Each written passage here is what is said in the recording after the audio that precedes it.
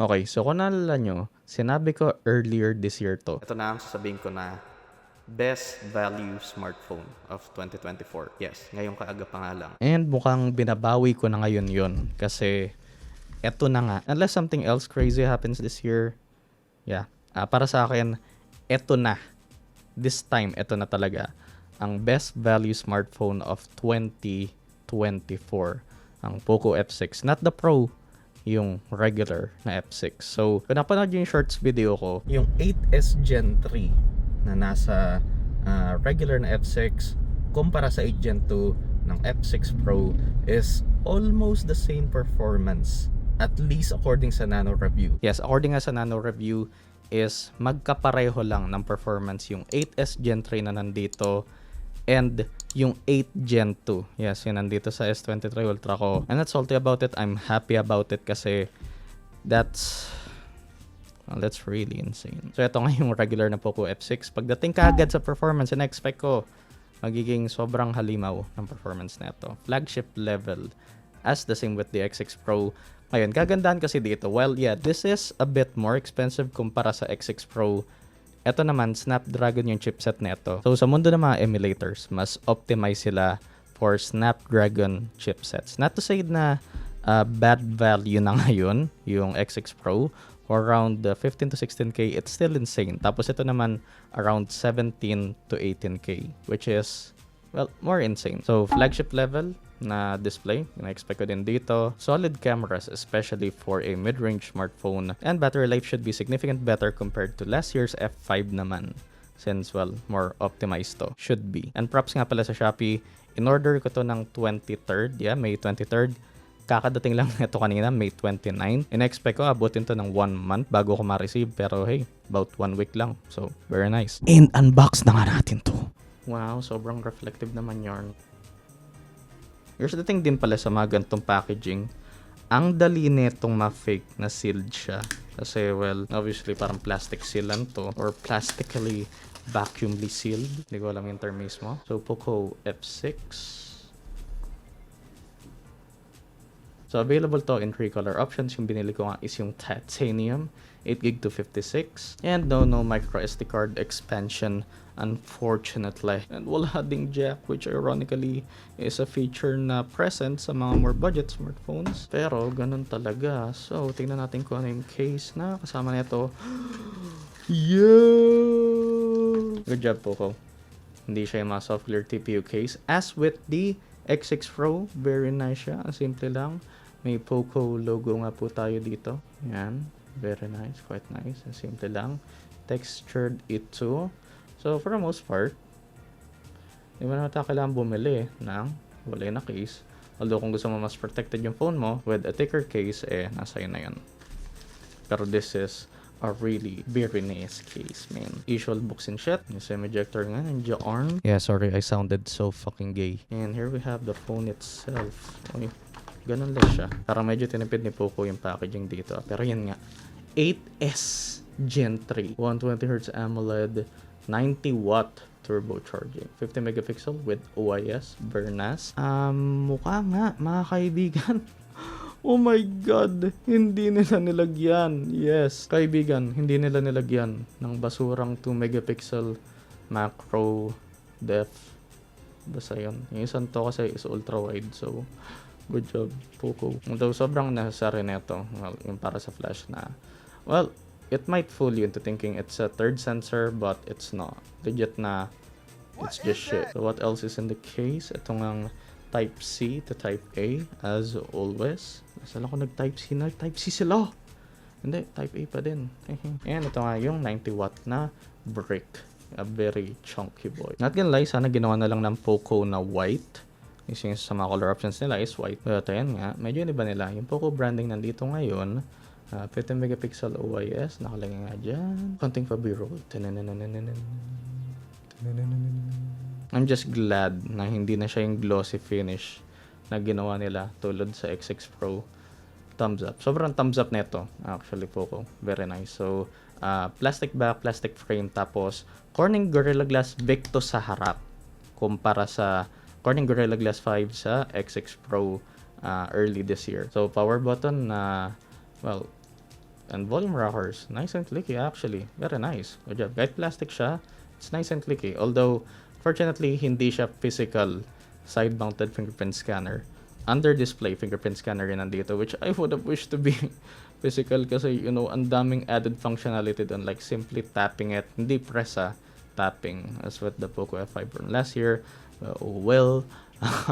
Clean na clean tayo sa left side. On the top is ang top grills natin para sa top speakers. Yes, dual stereo speakers, IR blaster, and ang ating noise cancelling microphone. Although hindi na ganun kadami yung mga gumagamit ng IR blaster, I'm still happy na kinikip pa din ni Poco yan. So, sa bottom naman ng phone, SIM card tray, main microphone, USB Type-C charging port, and ang bottom firing speakers natin. Of course, dual SIMs lang siya. No micro SD card, unfortunately. IP64 to. Ibig sabihin pa din nun is flash. Kahit na mas mataas yung number from the previous X6 Pro, 6 yung first number. So, ibig sabihin, completely sealed against dust to. Not WOO. So, more on splashing on WOO lang tayo. So, yung rubber seal around the outer part of the SIM card tray. And sa front nga, mukhang may pre-installed tayo na plastic screen protector. Like that share. I mean, tempered glass nilagay nila dito. Hindi ko natatanggalin yun. And again, at least sa harap, parang binibigyan niya ako ng S24, S23 series na vibes. Yung plus and yung base na S series. But yeah, hole punch nga para sa front-facing 20 megapixel sensor. And of course, ang earpiece speaker grill, which I would assume works in conjunction with the top speakers to provide stereo sound din. So for now, turn on muna natin. So of course, Xiaomi Hyper OS tayo. Actually, bago ko sabihin na isa-setup ko to, and I'll see you in a bit, bro, ang sexy ng bezels niya. Nakita nyo naman, of course, full brightness. So, nakikita nyo yung bezels niya. That's sexy, bro. The bottom chin is definitely thicker compared to the side and the top bezel. Pero, considering yan, pare, ganyan yung mga bottom chin natin ngayon on mid-range smartphones. That's pretty sexy pa din, nevertheless. So, just admiring yung front neto. Looks expensive. And dito nakapapasok ang I'll set this up real quick. So, I'll see you guys in a bit. Okay mga kaibigan. So, medyo na-setup ko na nga to. So far, nilagin ko Google account ko, in-update ko yung apps, then nagtanggal ako ng bloats. For now, mag-aantuto nga tayo kasi sa mga hindi nakakalam, ito ang score difference ng 8S Gen 3 sa 8 Gen 2. So, chinarge ko sa 100% tapos kaka-restart ko nga lang na itong phone. And ito pa nga lang ang kauna-unahang app na iraran ko. Feeling ko lang naman to Feeling ko is aabot yung score nito ng 1.49 para dito sa specific unit na nasa akin. So, not gonna lie, that is actually insane still.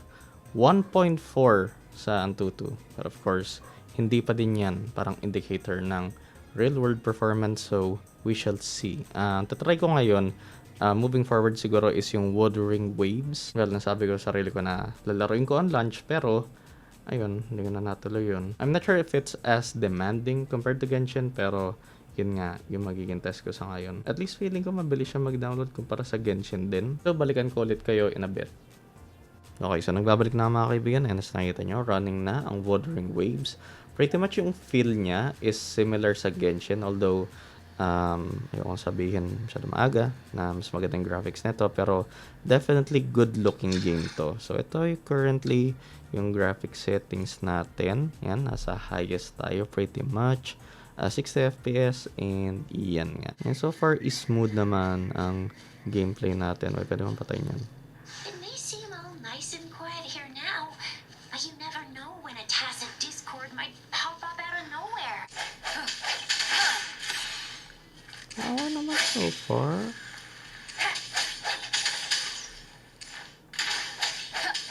Oh, very nice. Wait, hindi ko na dodge yan.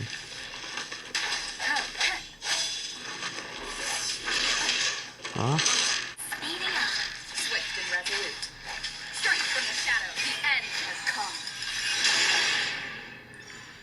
Okay, solid naman so far. Tapos, temps natin so far, yeah, around 42. Nagma-max out sa 43.